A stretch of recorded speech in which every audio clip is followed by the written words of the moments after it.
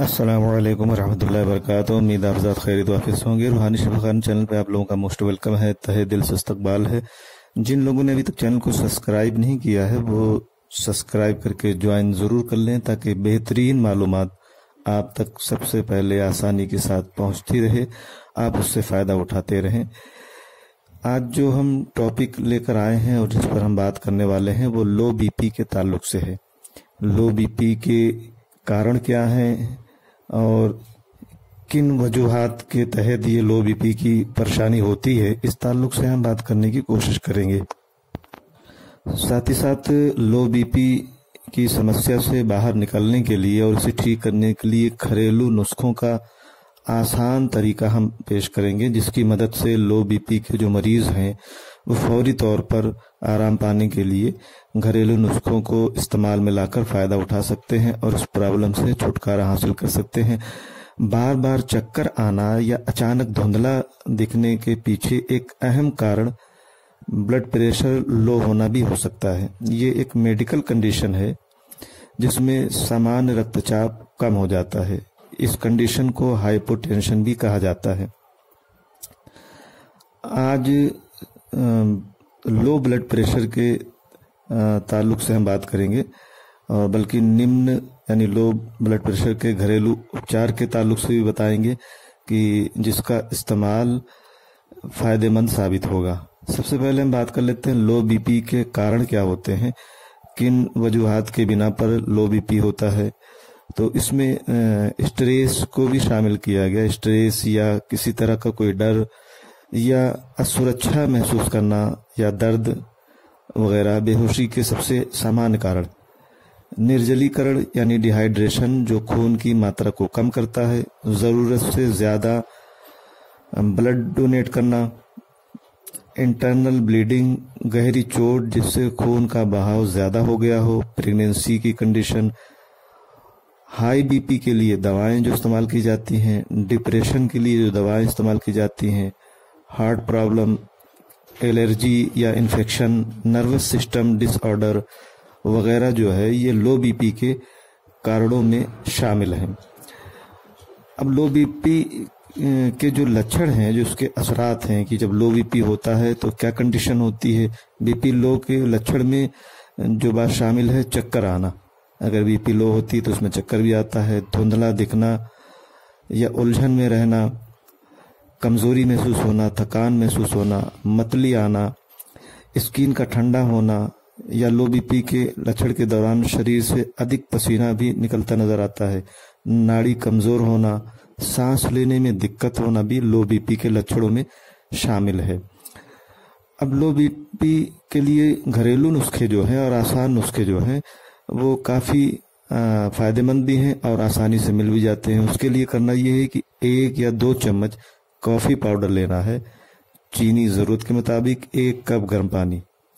1 cup गर्म पानी में कॉफ़ी और चीनी मिलाएं और धीरे धीरे इसका इस्तेमाल करना है, धीरे धीरे पीना है। जब तक लो बीपी की परेशानी ठीक ना हो तब तक रोज़ाना 1 कप इसका इस्तेमाल करना है। जिन लोगों को लो बीपी की समस्या है वो हर रोज़ कॉफ़ी को अपनी डाइट में ज़रूर शामिल कर सकते हैं। कॉफ़ी बीपी बढ़ाने का तरीका है और बेहतरीन तरीका है। पोस्ट पेंडियल ऑर्थोस्टेटिक हाइपोटेंशन यानी खाने के ठीक बाद होने वाली लो बीपी की समस्या के लिए कॉफ़ी फ़ायदेमंद है। दरअसल कॉफ़ी को कैफीन का समृद्ध स्रोत माना गया है जो लो बीपी में फ़ायदेमंद है। इसके साथ ही कॉफ़ी ऑर्थोस्टेटिक हाइपोटेंशन यानी अचानक पोजीशन बदलने के कारण होने वाले लो बीपी के लिए भी असरदार घरेलू उपाय है।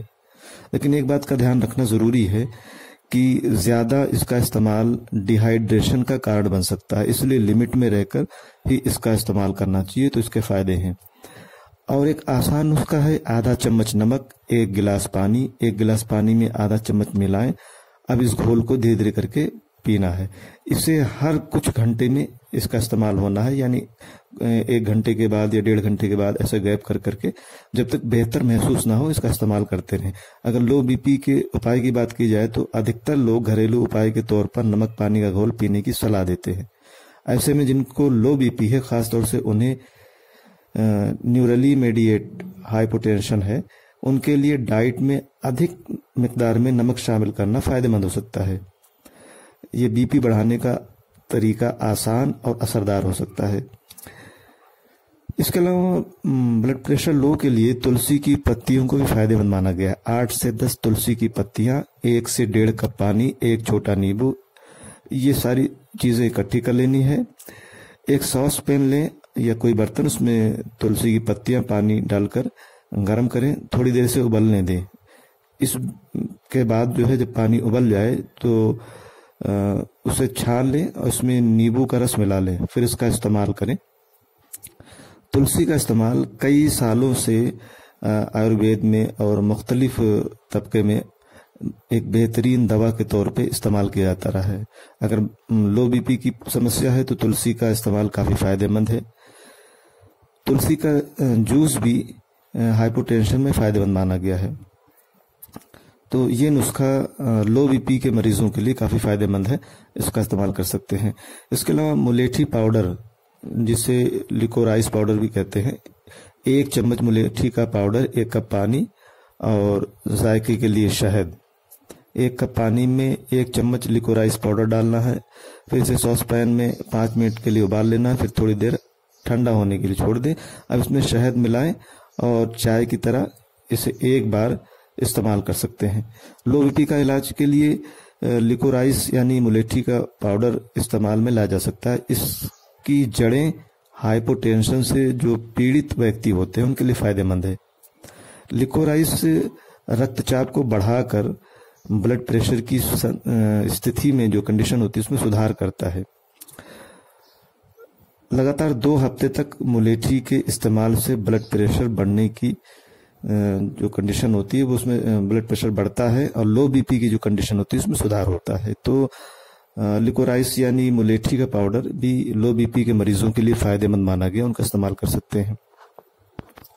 इसके अलावा लो बीपी के पेशेंट के लिए कुछ खान पान में भी सुधार करने की जरूरत होती है और ध्यान रखने की जरूरत होती है।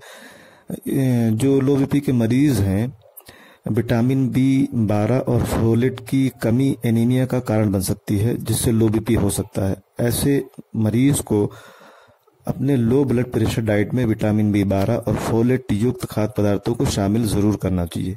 विटामिन B12 के लिए खाने में दही, चिकन, अंडे, दूध और मिल्क प्रोड्यूस शामिल करना चाहिए। वहीं फोलेट के लिए खाने में दूध और फ्रूट, अंडा, नट्स, बीन्स शामिल कर सकते हैं।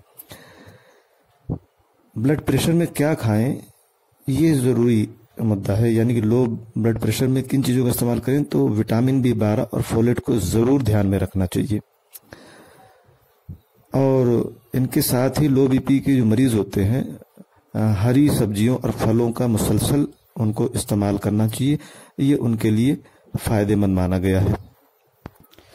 लो बीपी के मरीजों के लिए जो हमने डाइट बताई और जो जानकारी दी है, वो उम्मीद करते हैं कि ये काफ़ी फायदेमंद है और इससे इस्तेमाल में लाकर फ़ायदा उठाया जा सकता है। तो आज के लिए इतना काफ़ी समझते हैं, फिर किसी दूसरे वीडियो में जल्द मिलेंगे। तब तक अपनी और अपनों की सेहत का खास ख्याल रखें। बहुत बहुत शुक्रिया, जज़ाकल्लाह।